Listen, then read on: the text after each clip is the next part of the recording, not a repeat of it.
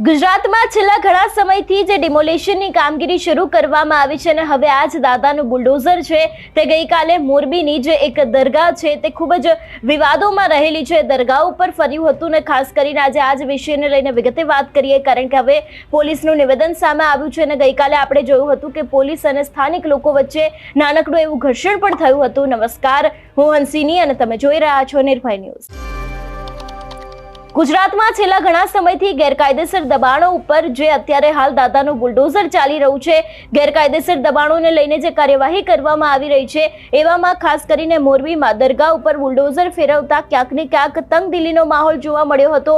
Police station ઉપર પથ્થરમારો થયો હતો એવી પણ વિગતો સામે આવી હતી। મોરબીમાં ઐતિહાસિક મણિ મંદિર પાસે ગઈકાલે બપોરે દરગાહનું જે દબાણરૂપ બાંધકામ ચુસ્ત પોલીસ બંદોબસ્ત વચ્ચે તોડી પાડવામાં આવ્યું હતું। અગાઉ પાલિકા તંત્રએ નોટિસ આપી હતી, તેમ છતાં પણ લેન્ડ ગ્રેબિંગ એક્ટ મુજબ પોલીસ ફરિયાદ પણ નોંધાઈ ચૂકી હતી। બાદમાં જે દરગાહનું દબાણ છે તેને તોડી પાડવામાં આવ્યું હતું, જેને પગલે અશાંતિનો માહોલ જોવા મળ્યો હતો। 300 જેટલા યુવાનોના ટોળાએ ધમાલ મચાવીને પોલીસ સ્ટેશનનો ઘેરાવ કરવા સાથે પથ્થરમારો કર્યો હતો અને પરિણામે પોલીસના ધાડા ઉતારીને ચુસ્ત બંદોબસ્ત ગોઠવી દેવાયો હતો અને સઘન પેટ્રોલિંગ શરૂ કરવાની સાથે સાવચેતી માટે તાબડતોબ મુખ્ય બજારો છે એને પણ બંધ કરી દેવામાં આવી હતી અને મોરબીના ઐતિહાસિક મણિ મંદિરની બાજુમાં જે દરગાહ બનાવવામાં આવી હતી ને ગેરકાયદે બાંધકામ હોવાથી નગરપાલિકા તંત્રએ દબાણ દૂર કરવા માટે જાન્યુઆરી 2022માં નોટિસ ફટકારી હતી। જો કે ત્યારબાદ પણ દબાણો દૂર કરવામાં આવ્યા નહોતા। તે ઉપરાંત વર્ષ 2022ના સપ્ટેમ્બર માસમાં માર્ગ અને મકાન વિભાગના ઇજનેર દ્વારા અહીં ગેરકાયદેસર દબાણ મામલે જવાબદાર લોકોની સામે સિટી એ ડિવિઝન પોલીસ મથકમાં લેન્ડ ગ્રેબિંગ એક્ટ મુજબ ફરિયાદ નોંધવામાં આવી હતી અને આ મામલે લાંબા સમયથી વિવાદ ચાલતો હતો।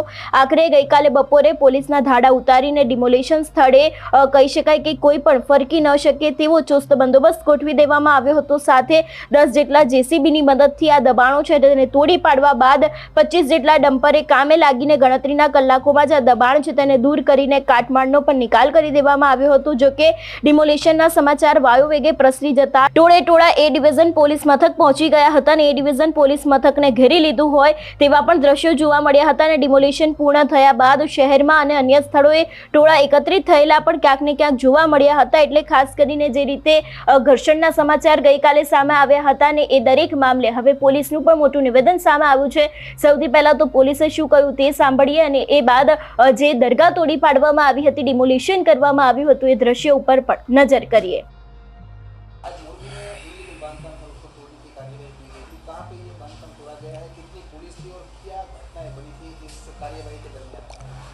मोरबी डिस्ट्रिक्ट में वागजी महल या मणि मंदिर के नाम से एक ऐतिहासिक जगह है जिसकी नज़दीक में एक इलीगल रिलीजियस कंस्ट्रक्शन हुआ था।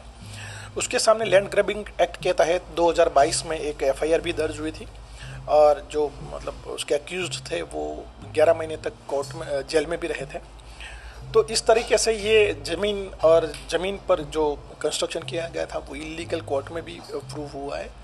कोर्ट ने फिर जो मेन अक्यूज था वो गुजर गया तो केस अबेट करके बाद में एग्जीक्यूटिव एक्सीएन जो मोरबी डिस्ट्रिक्ट आरएनबी के थे उनको ये ऑर्डर किया कि भाई आपकी जो जगह है आप वापस ले सकते हैं।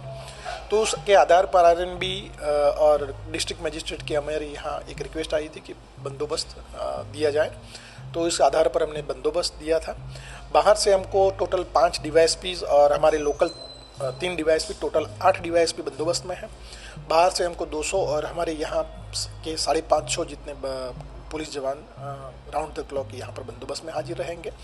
ए डिवीज़न पुलिस स्टेशन जो मोरबी का है वहाँ पर लोग इकट्ठा हुए थे, लेकिन वहाँ पर हमने मोब को कंट्रोल कर लिया है और आगे की कार्यवाही हम लीगल की जो है वो करेंगे। और जो अभी कंस्ट्रक्शन है वो स्मूथ वे में चल रहा है। और हमारे यहाँ मोरबी और लोगों को एक रिक्वेस्ट ये है कि कोई भी अफवाह या कोई गलत मैसेज वायरल ना करें। कोई भी आपको कुछ इन्फॉर्मेशन चाहिए तो हमारे पुलिस कंट्रोल रूम या डिस्ट्रिक्ट कंट्रोल रूम में आप कांटेक्ट कर सकते हैं। एसपी, डीवाईएसपी और लोकल पीआई जो है उनका भी आप कांटेक्ट कर सकते हैं। और अफवाहों से बच के रहिए।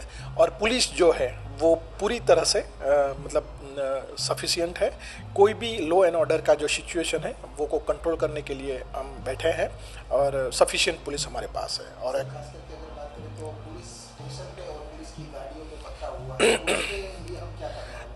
ये लोग इकट्ठा हुए थे और जो ये हादसा हुआ है उसके बारे में हम आगे की ओर से मतलब ये अभी जब खत्म होगा तब हम लीगल वे में कार्यवाही करेंगे। એટલે ખાસ કરીને તમારું શું માનવું છે આ વિષયને લઈને અમને કમેન્ટ કરીને ચોક્કસથી જણાવજો। તેની સાથે અમારી ચેનલ નિર્ભય ન્યૂઝને લાઇક, શેર અને સબસ્ક્રાઇબ કરવાનું ભૂલશો નહીં। નમસ્કાર।